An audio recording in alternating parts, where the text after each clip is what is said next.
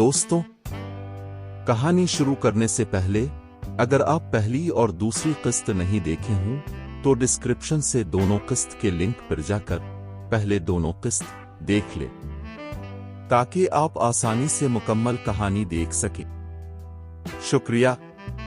चलिए अब तीसरी किस्त शुरू करते हैं। इससे कब्ल के मौलाना साहिब कुछ कह पाते। मोहल्ला की मस्जिद से अजान की सदा बुलंद हो चुकी थी। सदा सुनते ही मौलाना ने मस्जिद का रुख कर लिया। इस दरमियान तबसरों का दौर जारी रहा। जितने लोग, जितनी जबान, इतने तबसरे मिल रहे थे। समद के वालिद ने तमाम आरा को सुना और उन सब का शुक्रिया अदा किया। बिलाखिर वो समद से मुखातिब हुए। बेटा, तुम्हारा क्या ख्याल है? तुम किस फील्ड में जाना पसंद करते हो? समद ने निहायत ही मुअद्दबाना वो दबे हुए लहजे में जवाब दिया। आप जो बेहतर समझी। आपकी पसंद ही मेरी पसंद है। मेरे कैरियर और मेरे मुस्तकबिल के लिए अब से बेहतर फैसला कोई नहीं ले सकता। अब मेरी हर कमी खूबी से बहुत बेहतर वाकिफियत रखते हैं और मुझे कभी उम्मीद है कि अब मेरे हक में जो भी फैसला लेंगे वो बेहतर ही होगा। इसलिए मेरे करियर का फैसला करने का बेशक आपको पूरा हक है। अपने बेटे की जबान से इन अल्फाज के सुनने के बाद वालिद की आंखें नम हो गईं। उन्हें महसूस हो रहा था गोया उनकी सालों की तरबियत नाकाम नहीं हुई। वालिद ने भीगी आंखों से समद को प्यार करते हुए ढेर सारी दुआएं दी।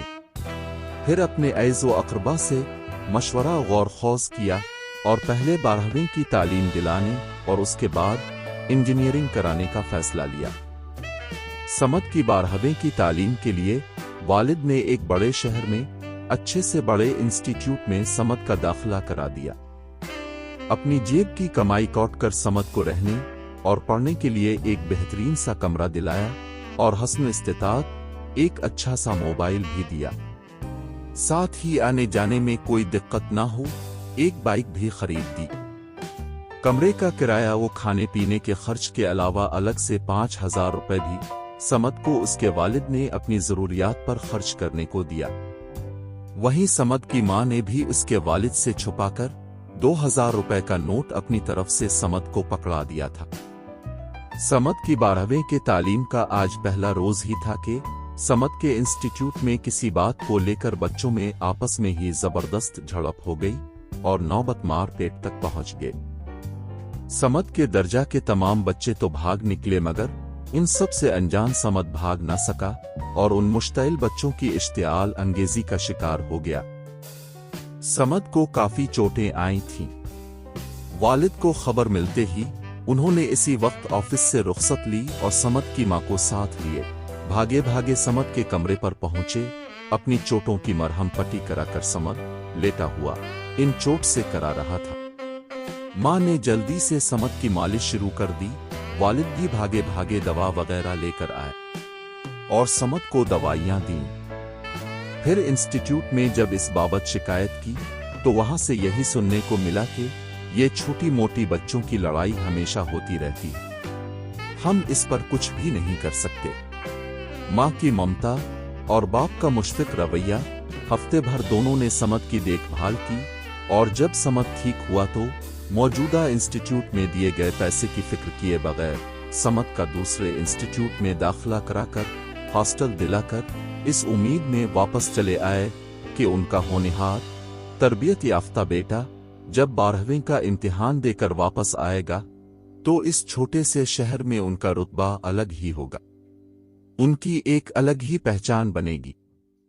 अपने बेटे की जहानत को देखकर उन्हें कवी उम्मीद थी कि समद अपना मकाम टॉपर में जरूर बना लेगा।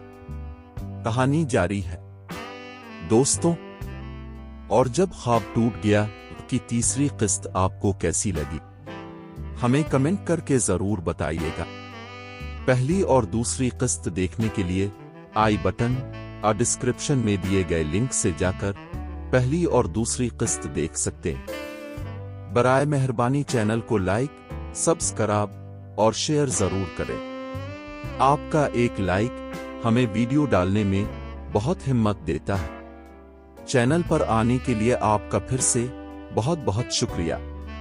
आपका दोस्त अयान रेहान।